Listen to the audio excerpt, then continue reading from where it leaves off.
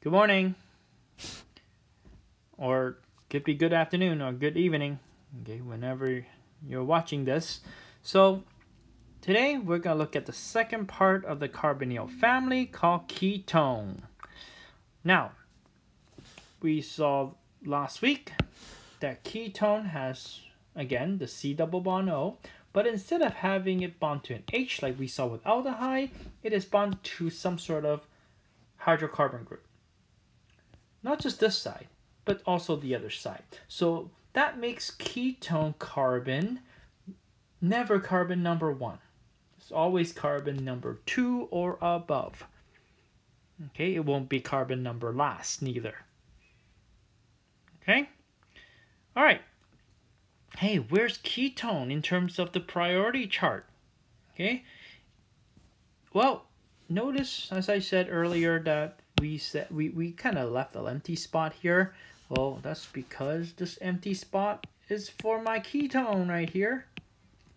Okay, ketone is actually less important than aldehyde, more important than alcohol. So, if you have a ketone, okay, and not with aldehyde in it, of course, ketone takes priority. You make sure that ketone gets the lower number in your carbon chain, and you end the name with the ketone ending. But if your compound has an aldehyde, you're going to have to end the name with al, like we did yesterday. So let's cut short. Let's cut those long stories short, and let's take a look at ketone. Now, if you think about it, under this kind of configuration, can you have a 1-carbon ketone? I don't think so. These R cannot be H's. Can you have 2-carbon ketone? No, because that makes one of these has to be an H, right? This is a C, that's 2-carbon ketone, that has to be an H. No. So the smallest ketone will be a 3-carbon ketone where the middle carbon gets the double bond O. And the rest, of course, are connected to H's, like we see here. This is your simplest ketone. You can see that there's one R, and there's the other R, and here's your C double bond O in the middle. There you go. That's probably the simplest ketone you can ever get. Now, ketone has different naming system. There's this classical system that people still use very widely. Okay? And then there's the IUPAC system that we're only going to learn. So, but I will give you the common name for this because this guy right here is pretty common. You get my drift. All right, so what do we call this? Well, this is your longest chain. You want to make sure that the C double bond O gets the lower number. So for this case, it doesn't matter because either way, he's going to be 2. So do you have to name the 2? You can. Nobody does. Okay. This guy is called propanone.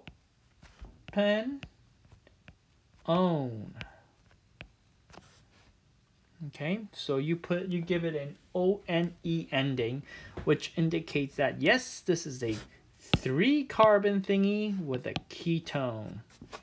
And there's only one place where you can put that double bond O. Okay, now the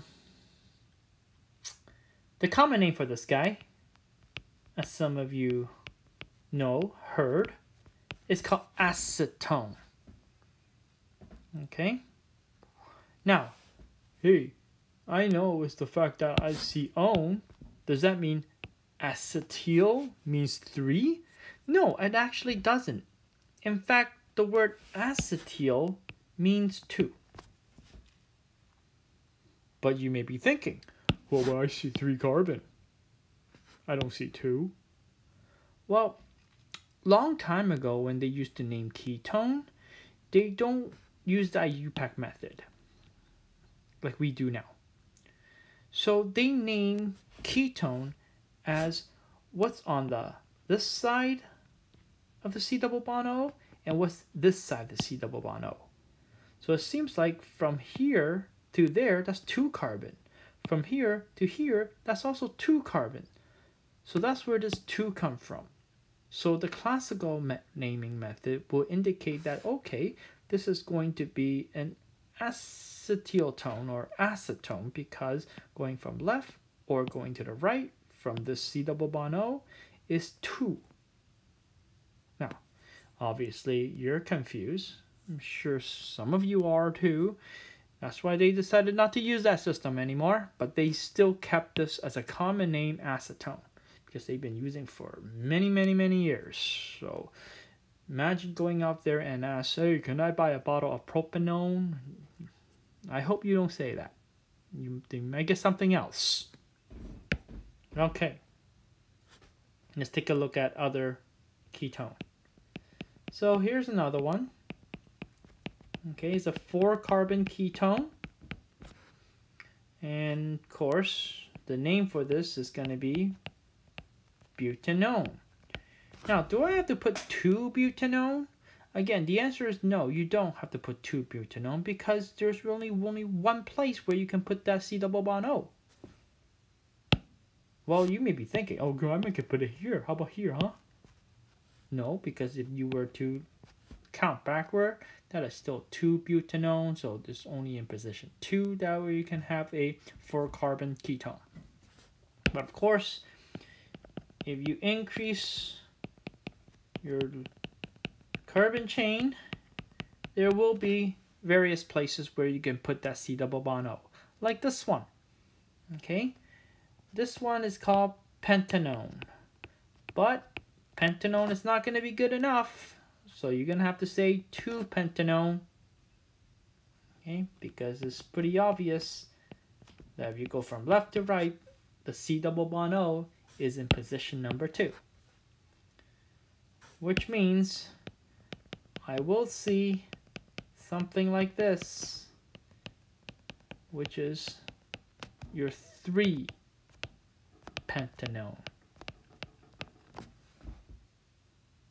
Okay, 2-pentanone, 3-pentanone, we know they're isomers because they have the same chemical formula, but that's how it is. Okay, hopefully you guys are very used to that already. All right, let's look at some big molecule and see if we can name it. Here we go. Here's a ketone. Here's some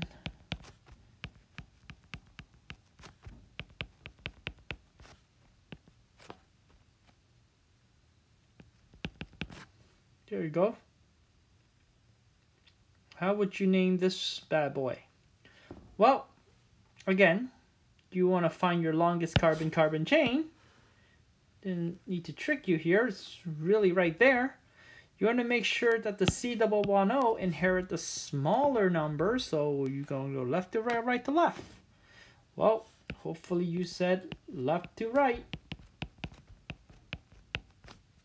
Okay, because you want your ketone to be at position number 3 and not at position number 6.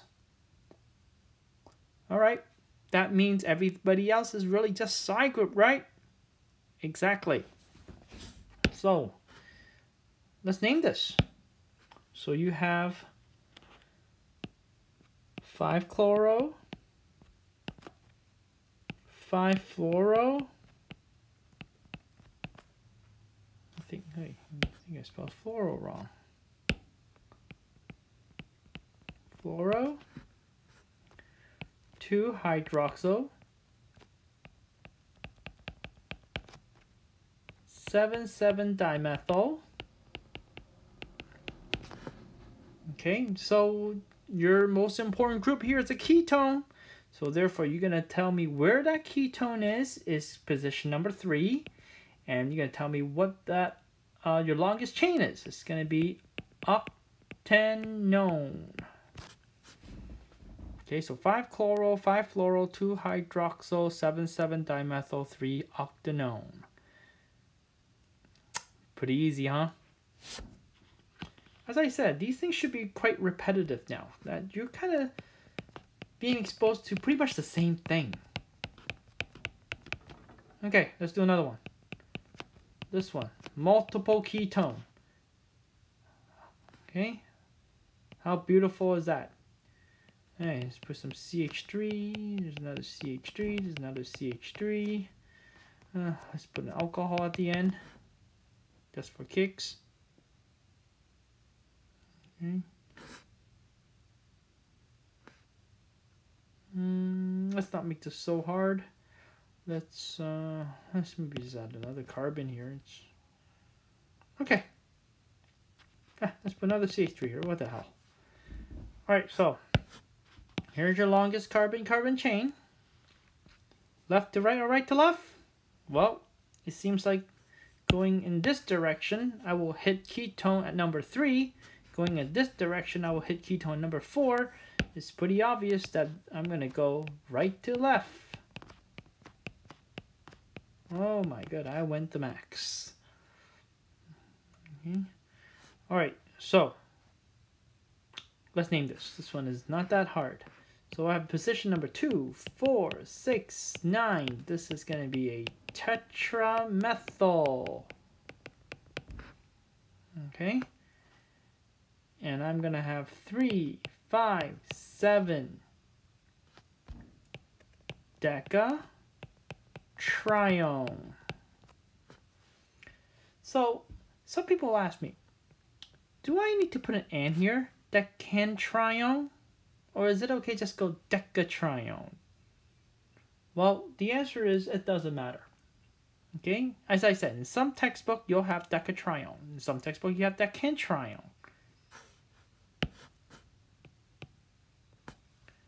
I like to write less, so I like decatrione. Alright? Does that sound good? If it does, let's move on. Let's see some more crazy scenarios. What happens if you have this?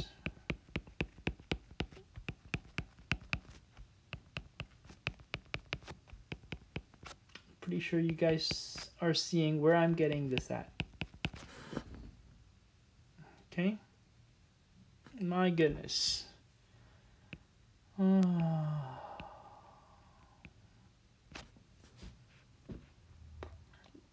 What am I going to do now? I have aldehyde. I have ketone. I have these side groups like alcohol and cycloalkanes. Well, in terms of my priority chart, aldehyde is the most important. So I should end my name with al, not on. But what am I going to do with this ketone?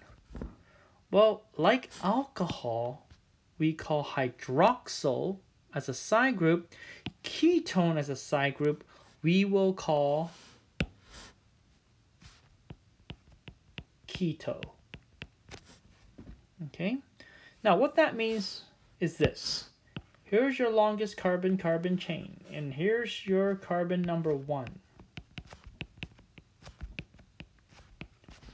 Okay? Like this guy and this guy, who's a side group, this guy and this guy are just side group like them. Where K is your usage for alphabetical comparison. Okay. So it's pretty simple, hopefully. So let's name this. So here we have 5 hydroxyl. Okay. 4, 6 diketo. 7 cyclopropyl. It's really just an aldehyde, not an al. Okay. So, really not a big deal. Okay. The more you see these, the more you're comfortable with them. Okay. Recognize what's there is already half the battle. or more than that. So I will give you a lot of homework for this at the end of this week. All right.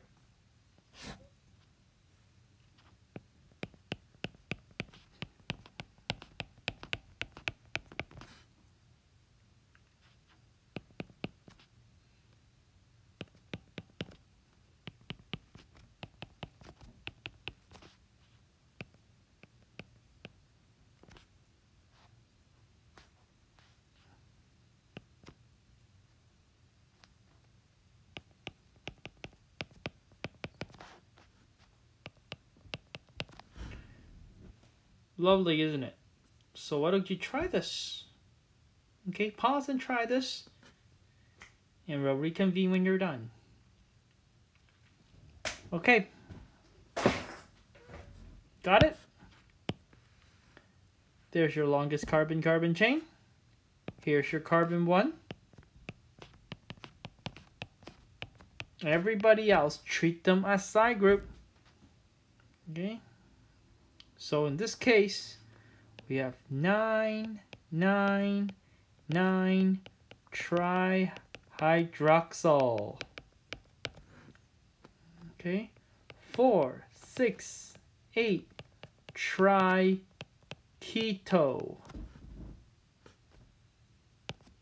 Oh, wait. I knew I did something wrong. 3 cyclohexyl. Okay, H. Keep thinking that was a cyclopropyl for some reason. All right, here's your longest chain. It's going to be a non. Okay, and it's going to be a 2-ene. And it's going to be an L. All right. Hopefully you can see that and see exactly why that is and be comfortable in terms of naming this. So if you got it right, congratulations. You are really good at this. I think you got a hang of organic chemistry. Okay, at least I would say 60% of this battle. All right. How about we do one more? And then again, we'll call it quit for the day. Yeah, maybe 2 more.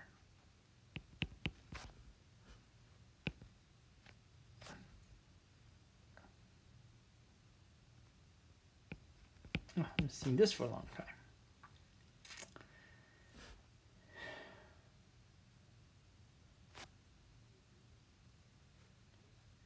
How about this? What if we have this? Okay. All right, so how are we going to name this? Well, again, let's find my largest carbon-carbon chain. Here it is. Okay, then who gets number 1? Is it this guy or is it this guy? Well, in this case, I do have this becoming number 3. If I go this way, this is number 3. So, okay, or is there another ketone? Yeah, it'll be 3,5. But going this way is also 3,5. So it seems like we have a little problem right here. Okay, in terms of assigning who is carbon number 1. Now, last time we saw the fact that, okay, this is a side group here. Okay, this side group is a side group number 2. If you were to go this way, you won't hit side group until carbon 6. Well, does it mean it's going to go this way? The answer is no. Because if you think about it, there's a triple bond here, carbon 1. Now, what does that mean? That means you're going to have 1 of something. You're going to have a 1 ine in your longest chain. Okay? Because you have a 1 ine in your longest chain, automatically this overrule that being number 2. Okay. Hopefully you saw that. So we're going to go this way. Okay.